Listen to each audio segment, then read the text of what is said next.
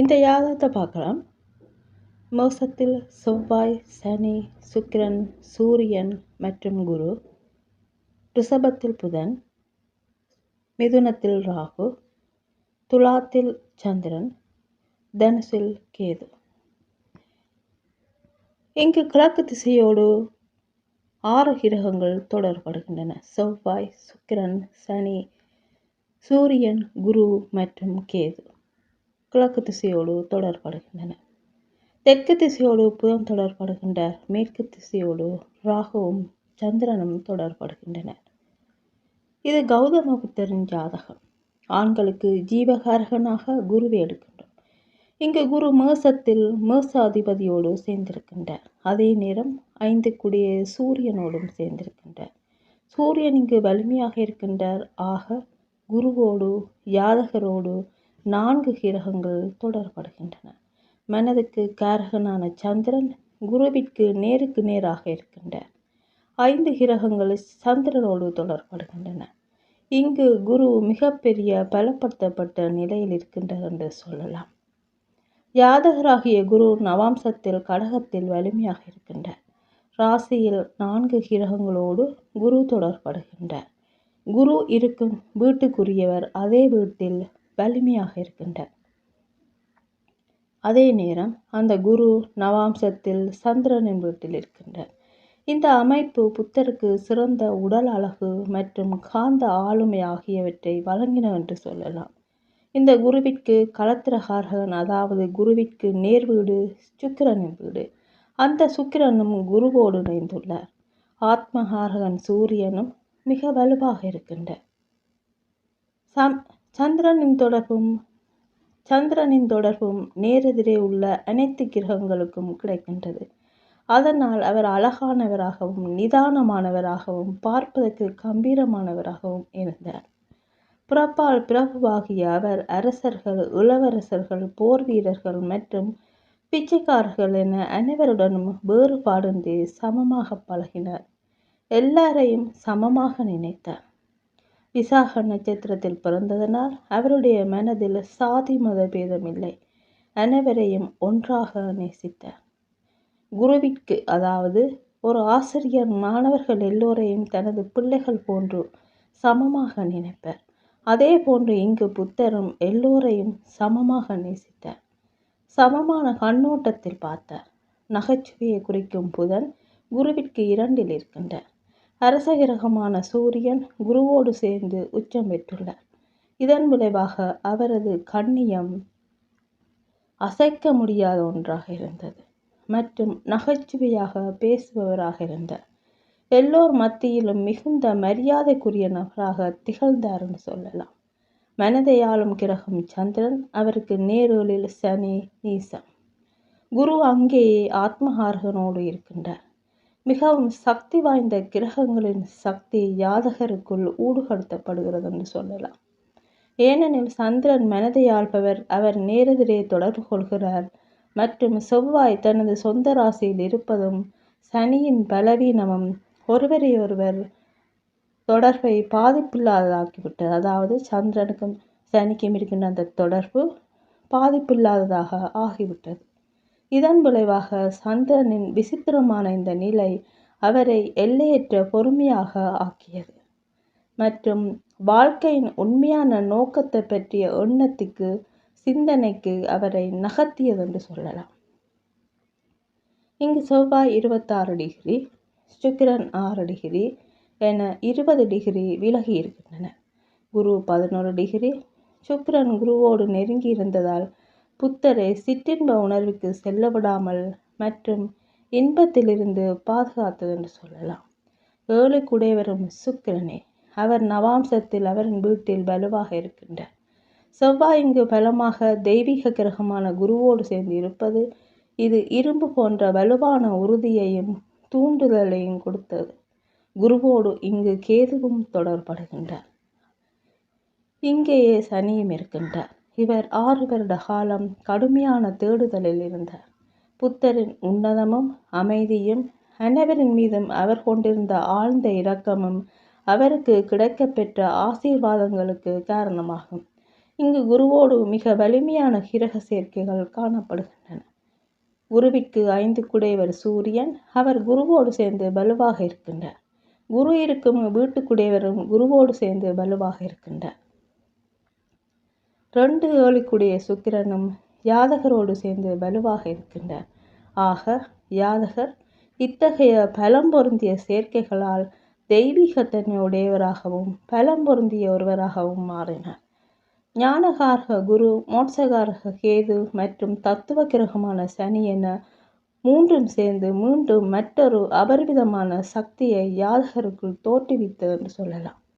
அவருக்கு அசாத்தியமான தத்துவ சக்தியை அளித்தன என்று சொல்லலாம். இங்கு குருவோடு சுக்கிரன் இணைவு, அவற்றோடு கேதுவும் இணைவு.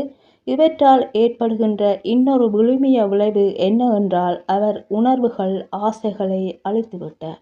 குடும்பத்தில் பற்றின்மையை ஏற்படுத்தி மாசற்ற தூய்மையான துறவு வாழ்க்கைக்கும் ஆன்மீக தேடுதலுக்கும் அதில் அவரை மும்முரமாக செயல்படுத்துவதற்கும் இது வழிவகுத்தது. குருவிற்கு 2 புதன், அதற்கடுத்து ராகு. அறிவில் மேன்மை உண்டாகி புத்தரை பெரிய அளவிற்கு தத்துவ மேதையாக மாற்றியது என்று சொல்லலாம். மேலும் குரு கடகத்துக்கு வரும்போது, அதாவது 16 வயதில் திருமணம் நடக்கிறது. கௌதமருக்கும் யசோதராவிற்கும் திருமணம் நடந்தது. குருவோடு சேர்ந்து தந்தைக்கு காரகனான சூரியனும் வலிமையாக இருக்கின்றார். எப்போதும் அவர் தந்தையின் அரவணைப்பில் இருந்தார். வாழ்க்கையின் இன்பம், துன்பம், துக்கம் மற்றும் ஏமாற்றங்கள் பற்றி மகன் அறியாவண்ணம் இருக்க தந்தை மிகுந்த பாதுகாப்பாக இவரை பார்த்து கொண்டிருந்தார் என்று சொல்லலாம். குரு சிம்மத்துக்கு வரும் காலம் ஜாதகருக்கு 29 வயது ஆரம்பமாகின்றது. அதாவது 3வது சுற்று தொடங்குகின்றது. இந்த காலத்தில் குரு பிறப்பு ஜாதகத்தில் உள்ள கேது குரு மற்றும் சனியோடு தொடர்படுகின்றார். கோச்சார சனியும் பிறப்பு ஜாதகத்தில் உள்ள சனி, கேது மற்றும் குருவை நோக்கி நகர்கின்றார். அவரது மகன் ராகுலன் பிறந்த நாளில் பெரிய துறவறம் மேற்கொண்டார். அவர் தனது இளம் மனைவி மற்றும் குழந்தையை விட்டு வெளியேறினார். அதன் பிறகு 6 ஆண்டுகள் காட்டுக்குள் அலைந்தார். குரு சுக்கிரன் ஒன்றாக யாதகத்தில் இருந்தால் யாதகரும் மனைவியும் ஒன்றாக ஒரு வீட்டில் கணவன் மனைவியை ஒவ்வொரு இடத்தில் வைக்கும். அதாவது ஒரு ராசியில் சுக்கிரனும் குருவும் ஒன்றாக சேர்ந்திருந்தால் வீட்டிலே ஒன்று கணவன் வெளிநாட்டில் இருப்பார் அல்லது மனைவி வெளிநாட்டில் இருப்பார். கணவன் உள்நாடு, மனைவி வெளிநாடு, அல்லது மனைவி உள்நாடு, கணவன் வெளிநாடு, அல்லது ஏதாவது ஒரு தூரத்தில் பிரித்து தான் வச்சிருக்கும். ஒன்றாக சேர்ந்திருப்பது குறைவாக இருக்கும். ஒருவேளை அப்படி சேர்ந்திருந்தாலும் இருவருக்குள்ளும் கருத்து வேறுபாடுகள், தாம்பத்தியத்தில் ஈடுபாடின்மை போன்ற உளறுபடிகள் நிச்சயமாக இருக்கும். யாரோ ஒரு ஆளுக்கு இந்த மாதிரி 2 பேரில் ஒரு ஆளுக்கு இந்த மாதிரி விஷயத்தில் ஈடுபாடு இல்லாமல் இருக்கும், ஒரு ஆளுக்கு ஈடுபாடு தன்மை இருக்கும். அப்போ இது 2 பேருக்கும் குளறுபடி ஏற்படும். இந்த மாதிரி அப்போ தாம்பத்தியத்தில் அப்படி இப்படி என்று தான் கூற வேண்டும். அதனால் மன உளைச்சல், மனக்கசப்புகள் இருந்த வண்ணம் இருக்கும். அதாவது ஒரு வீட்டிலே இருந்தால் இந்த மாதிரி நடக்கும், அல்லது அவர் ஒரு இடம் இவங்க ஒரு இடம் என்று இருப்பாங்க. அதே போன்று இங்கு ஒரு ராசியில் குருவும் சுக்கிரனும் இருக்கிறார்கள். அவர்களோடு மற்ற கிரகங்கள் தொடர்பு, அதைவிட மோட்சகாரகன் கேதுவும் தொடர்படுகின்றார். அதைத்தான் இங்கு கவனிக்க வேண்டும். அதனால் மோசத்தில் கேது இருக்கிறது. 2ஆம் வீட்டை நோக்கி நகர்கிறது கேது. 2ஆம் இடம் பாகிஸ்தானம், குடும்பஸ்தானம். இவர் குடும்பத்தை விட்டு ஆன்மீக பாதையை நோக்கி கிரகங்கள் இவரை நகர்த்துகிறது. அவர் தனது இளம் மனைவி மற்றும் குழந்தையை விட்டு வெளியேறினார். அதன் பிறகு 6 ஆண்டுகள் காட்டுக்குள் இருந்தார். அவர் எல்லாவற்றையும் கடந்து சென்றார். அவர் என்ன எல்லாம் பார்த்தாரோ, எதிர்கொண்டாரோ அந்த அனைத்து விதமான அனுபவங்களையும் அனுபவித்தார். அதன் முடிவில் அவர் திருப்தி அடையவில்லை.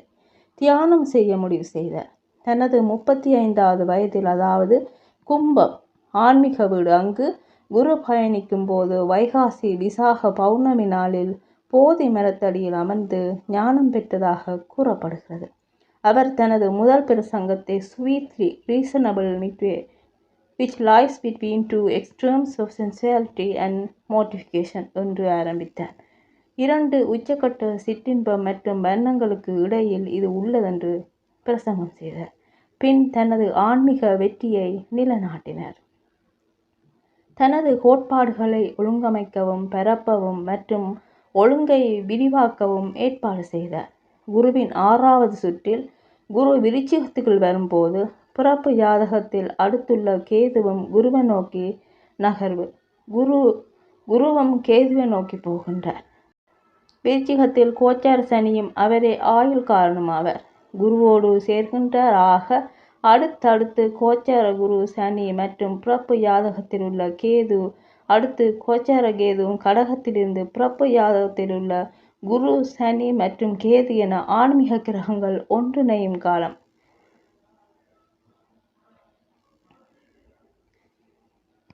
பார்த்தீங்கன்னா விருச்சிகத்தில் கோச்சார சனி வருகின்றார். அங்கே குருவும் இருக்கின்றார்.